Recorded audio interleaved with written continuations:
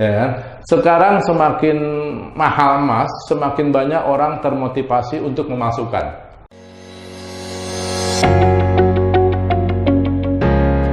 Terus Pak, setahu Asmita tadi ya Pak, kan semua investasi itu ada resikonya kan. Betul. Ya Pak? Tidak terkecuali emas. Betul. Nah, kira-kira apa aja sih Pak resiko investasi emas Pak? Oke, jadi memang semua jenis investasi memiliki sisi risiko ya.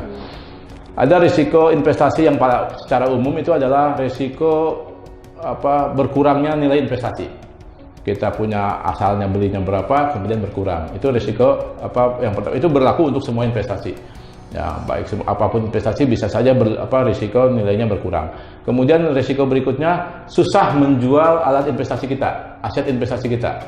Ya, seperti misalkan kita punya properti lah. Ya, sekarang lagi sepi nih. Ya, orang lagi wait and see, sehingga kalau kita jual properti sekarang kayaknya susahnya minta ampun, bisa lama gitu kan. Kemudian jadi kekurangan nilainya berkurang ataupun susah menjualnya. Tapi ada untuk investasi emas ada yang khas, ya, risiko yang khas. Yang pertama investasi emas bodong.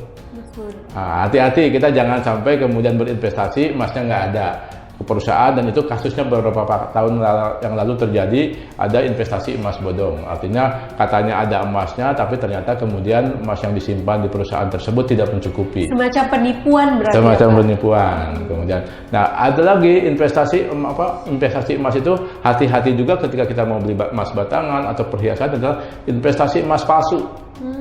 Ya kan? Sekarang semakin mahal emas, semakin banyak orang termotivasi untuk memasukkan. Dan sekarang teknologi memasukkan emas sudah semakin canggih. Sampai-sampai seorang dengan alat aja masih bisa kebobolan. Ya, makanya tadi cara sederhana itu digunakan. Bagaimana menguji emas itu asli atau tidak. Jadi emas palsu. Kemudian berikutnya lagi untuk investasi emas itu yang agak sedikit menjadi risiko adalah risiko penyimpanan. Kalau kita punya emas disimpan di rumah, apakah aman? Gitu kan?